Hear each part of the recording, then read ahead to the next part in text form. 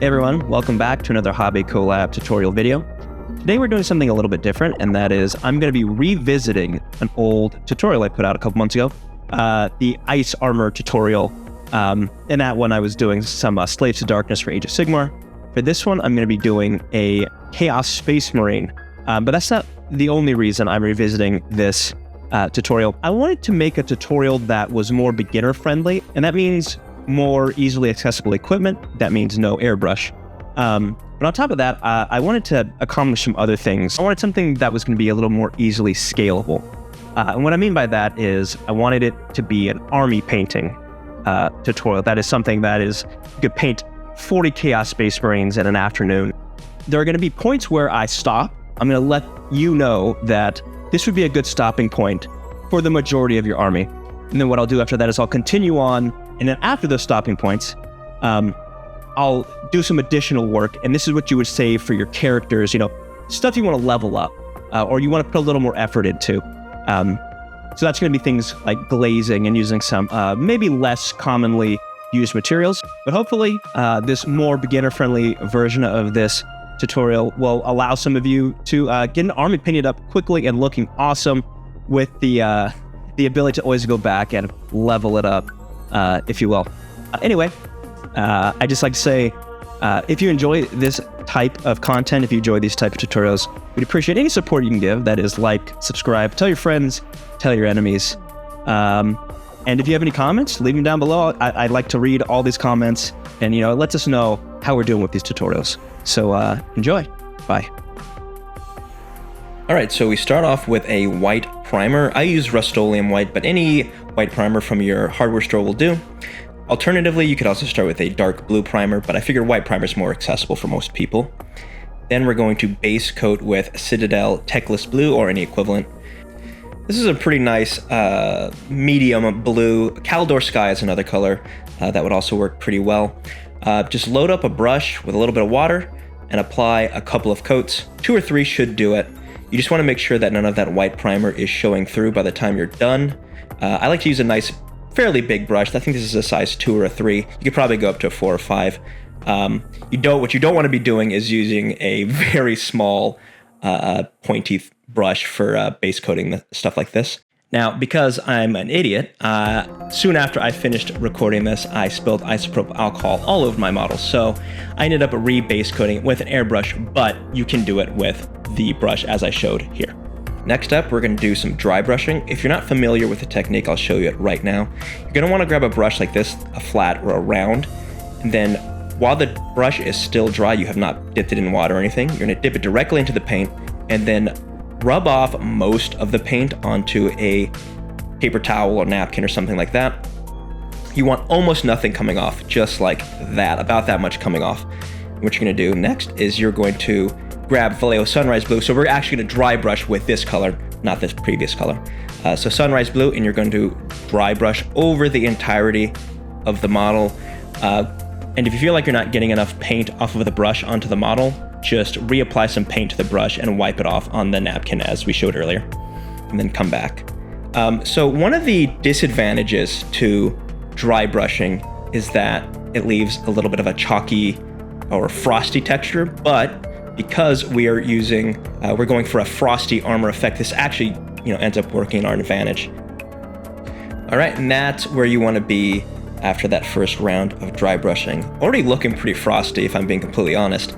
But we are going to push it a little bit more with an additional step of dry brushing, and we're going to use Vallejo Glacier Blue. This is a nice light gray blue. And we're just going to do the same thing, dry brushing, but we're going to be a little bit more selective on where we dry brush this. So tops of the shins, the forearms, tops of the shoulders, go pretty heavy on the face and head and the tops of the backpack. You want to avoid areas like the bottoms of the legs, any shadowy areas. Think of this as like essentially a highlight stage with a dry brush.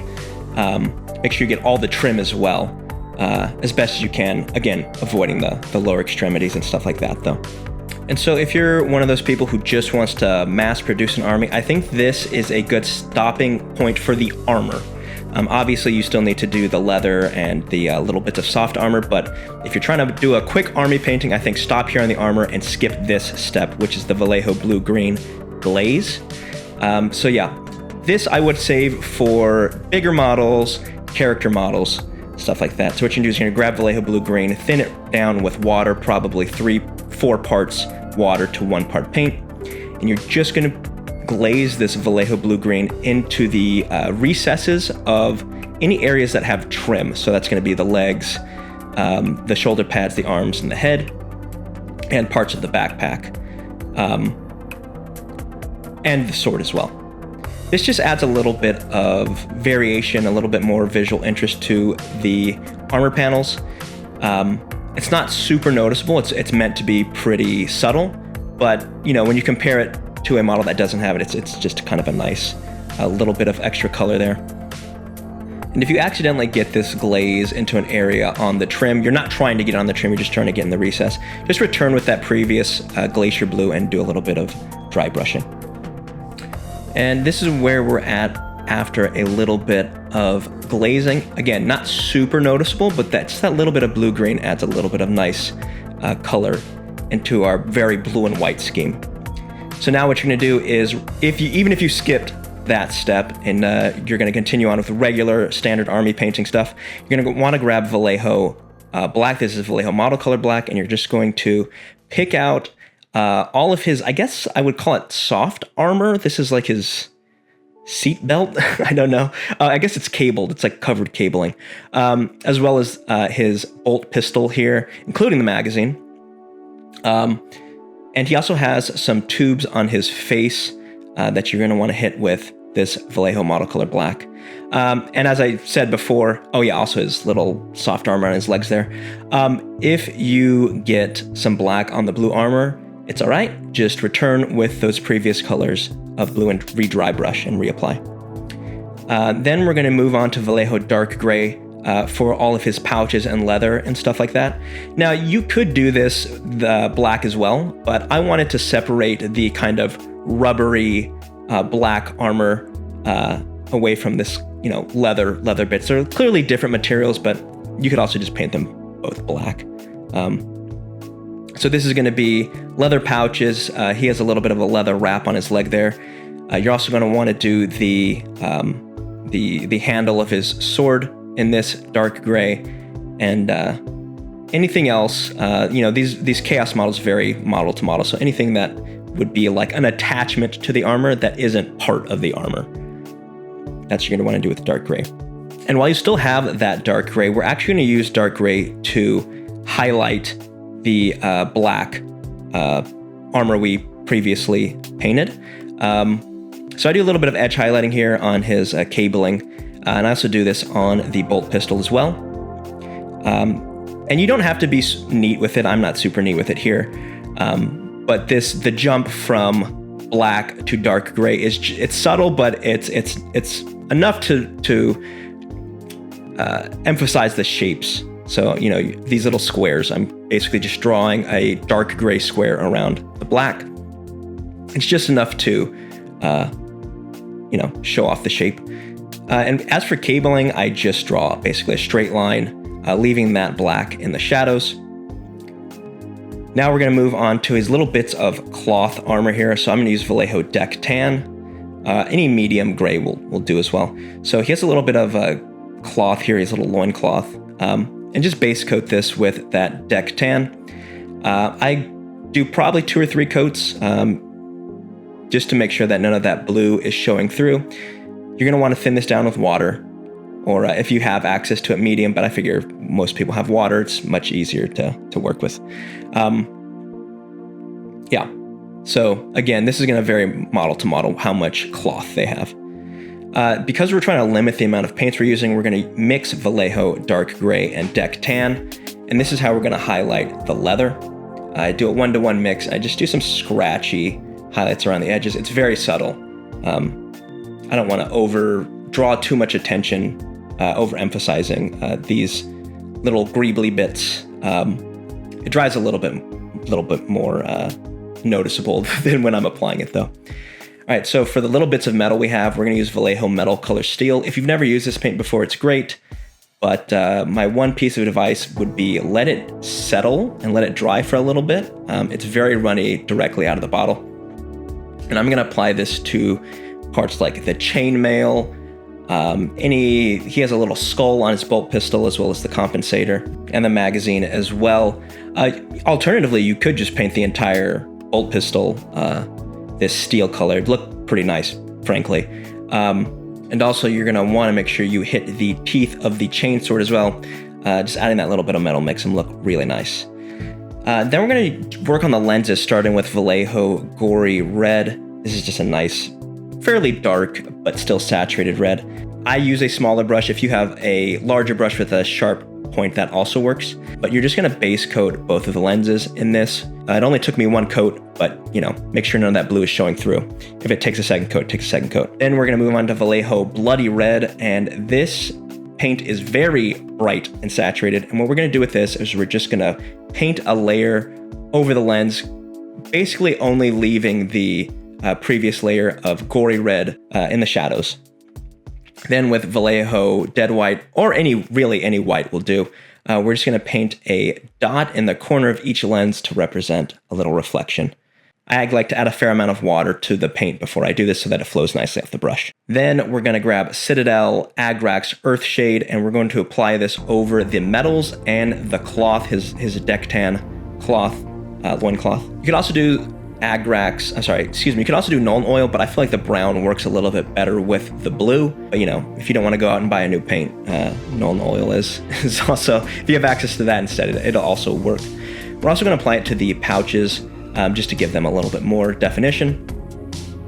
And then we're going to return with that Deck Tan on the loincloth. And all we're going to do here is we're going to re-layer up this Deck Tan, leaving the areas with Agrax Earthshade in the shadows, just to get a little bit more definition on the cloth. We're not going to go, super high. Again, this is an army painting level. All right, and once you're done with this is actually another great stopping point, because after this, we're going to start doing some weird stuff with materials like UV resin. I would only do this for characters or models you really care about, because this is just kind of difficult and not everyone's going to have access to this stuff. So with UV resin, insta-cured by UV light, you're just going to apply it to every area that has trim fully encasing a piece of armor. So like his shoulder pad, right? The trim goes all the way around. On his legs, the trim goes all the way around. The UV resin is quite viscous, so I spread it around with a toothpick. It shouldn't be super runny. It's almost like a glue in terms of its viscosity. Make sure you're not doing this in direct sunlight, because direct sunlight will cure it as you're working with it, which, you don't want that to happen. What you're also going to need, in addition to the UV resin, is a UV flashlight.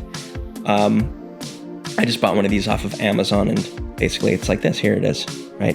So that UV light, once it touches that UV resin, cures it basically instantly, or at least starts to set it instantly. If you want it to fully cure, you're going to want to leave it on there, exposed in that light for a little bit longer, a couple minutes. And this is what it should look like once it's dried. It's nice and hard. It's pretty durable, and very, very gloss and shiny. And the reason we're doing this instead of just a gloss is it gives some depth to the armor. But we're not done yet. We want to really sell that this is like icy. So what you're going to need is a piece of rough sandpaper or a sanding stick like that, and a sharp knife. And what we're going to do is we're just going to drag this sanding stick or sandpaper over the ice to make scratches like that, right? It almost looks like some scratched ice. If you've ever seen like a frozen pond or something like that, this is what it looks like. I would start in moderation. Don't start out the gate, sanding everywhere. You want to do this in small batches just to see how it looks. And this is the same with any amount of weathering or battle damage. Always start light. Don't start off going super heavy, because you can always add more. You can't take it away. This stuff is pretty hard to get rid of once you've scratched into it. As you can see here, I'm also working with a knife here. Be careful. Be careful with your knife. I don't want anyone hurting themselves. You should also be wearing a mask when you're doing this. You don't want to be breathing in well, anything related to Warhammer, be it plastic, resin, but definitely not UV resin. You don't want to be breathing this in. But yeah, once you're done with these scratches, the sandpaper, just grab a clean brush and just dust off all that, any of the dust that comes off from scratching it, and then wipe it up and throw it in the garbage. Yeah, and then for basing, I'm going to use Vallejo Dark Earth. If you are, welcome back, people who skip the UV resin, hopefully. I use Vallejo Dark Earth, or any texture paint will do, because we're going to cover this. And then I cover that once it's dry with AK Interactive Fresh Mud. This is thinned with white mineral spirits or white spirits. If you're looking for an acrylic equivalent, there's some contrast paints out there. I think Rattling Grime, I think it is, or something like that. And this is great because it dries with a slightly satin, almost glossy finish, and that looks like wet mud, which is great. And that actually works with Citadel contrast paints as well. They're kind of satin. Then we're going to grab AK Interactive Snow Sprinkles, and we're just going to apply this all over the base. Not all over, sorry. Over large parts of the base. In order to make it look like snow that's been churned up and moved through, I like to expose some of that dirt below, some of that mud. And then finally, we're going to do our victory lap by painting the base rim. I'm using dark gray here, but black or any color will do fine. And once you're done, that should leave you with this. A very quickly done, relatively easy Chaos Space Marine. And hey, look, you didn't have to paint any trim. Isn't that amazing? I think that's actually the best part of this tutorial. No trim, no paint, super quick to paint, and I think it looks pretty awesome. I don't want to toot my own horn too much, but I think it looks pretty great considering how fast it painted up. Anyway, hopefully we accomplished all of our goals with a relatively easy follow tutorial with relatively easy to get materials. And like I said earlier, if you enjoy this type of content, we'd appreciate it. Any comments left down below letting us know how we're doing. Like, subscribe, tell your friends, tell your enemies, tell your dog, tell your enemies' dogs, so on and so forth. Anyway, I'm going to end it here. I'll make sure to see you guys soon in the next one. Bye-bye.